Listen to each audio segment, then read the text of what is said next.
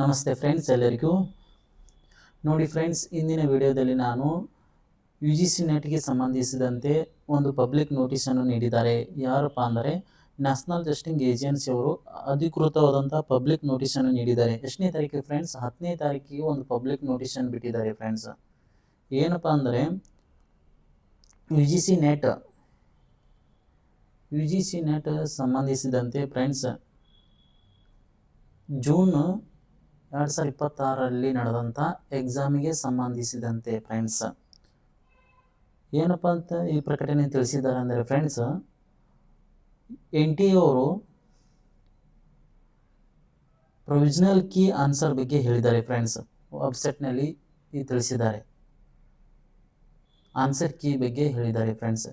ಏನಪ್ಪ ಅಂದರೆ ಅದರ ಜೊತೆಗೆ CSR ನೀಟ್ ಮತ್ತು ISR ಎಕ್ಸಾಮ್ ಬಗ್ಗೆ ಪ್ರೊವಿಷನಲ್ ಕೀ ಆನ್ಸರನ್ನು ಬಿಡುತ್ತಾರೆ ಎಂಬುದನ್ನು ತಿಳಿಸಿದ್ದಾರೆ.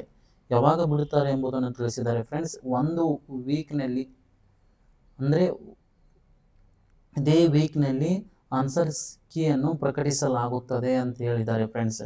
ಯಾವ್ಯಾವ ಎಕ್ಸಾಮ್ ಅಂದರೆ ಒಂದು CSR, ಒಂದು ICR ಮತ್ತು ಅದರ ಜೊತೆಗೆ ನೆಟ್ ನ್ಯಾಷನಲ್ ಎಲಿಜಿಬಿಲಿಟಿ ಟೆಸ್ಟ್ ಮತ್ತು ಅದರ ಜೊತೆಗೆ PhD ಎಕ್ಸಾಮ್ಗೆ ಸಂಬಂಧಿಸಿದಂತೆ ಕೀ ಆನ್ಸರನ್ನು ಪ್ರಕಟಿಸಲಾಗುತ್ತದೆ ಒಂದು ವಾರದಲ್ಲಿ ಎಂಬುದನ್ನು ನ್ಯಾಷನಲ್ ಟೆಸ್ಟಿಂಗ್ ಏಜೆನ್ಸಿ ಅವರು ತಿಳಿಸಿದ್ದಾರೆ ಫ್ರೆಂಡ್ಸ್. ಅದರ ಜೊತೆಗೆ ಎಕ್ಯುರೇಟ್ ಆದಂಥ ಡೇಟು ಮತ್ತು ಎಕ್ಯುರೇಟ್ ಆದಂಥ ಟೈಮನ್ನು ಅವರು ಈ ಪಬ್ಲಿಕ್ ನೋಟಿಸ್ನಲ್ಲಿ ನೀಡಿಲ್ಲ ಫ್ರೆಂಡ್ಸ್. ಹಾಗಾಗಿ ನಾವು ಈ ಒಂದು ವಾರದಲ್ಲಿ ಕೀ ಆನ್ಸರನ್ನು ಎಕ್ಸ್ಪೆಕ್ಟ್ ಮಾಡಬಹುದು. ಅಂದರೆ ಎಲ್ಲ ಎಕ್ಸಾಮ್ಗಳು ನಡೆದಂಥ ಜೂನ್ನಲ್ಲಿ ನಡೆದಂಥ ಎಕ್ಸಾಮ್ಗಳಿಗೆ ಕೀ ಆನ್ಸರನ್ನು ಬಿಡುತ್ತಾರೆ ಅಂತ ಹೇಳಿದ್ದಾರೆ. ಅವರು NTA ಏನು ಹೇಳಿದ್ದಾರೆ friends, will be published on the official website in this week ಅಂತ ಹೇಳಿದ್ದಾರೆ. ನಮ್ಮ ವೆಬ್ಸೈಟ್ನಲ್ಲಿ ಒಂದು ವಾರದಲ್ಲಿ ಕೀ ಆನ್ಸರನ್ನು ಪ್ರಕಟಿಸಲಾಗುತ್ತದೆ ಎಂಬುದನ್ನು ತಿಳಿಸಿದ್ದಾರೆ ಅಷ್ಟೇ ಫ್ರೆಂಡ್ಸ್ ಈ ಪ್ರಕಟಣೆಯಲ್ಲಿ. ಹಾಗಾಗಿ ಈ ಒಂದು ವಾರದಲ್ಲಿ ನಾವು ಕೀ ಆನ್ಸರನ್ನು ಕಾಣಬಹುದು ಆಗಿದೆ ಫ್ರೆಂಡ್ಸ್.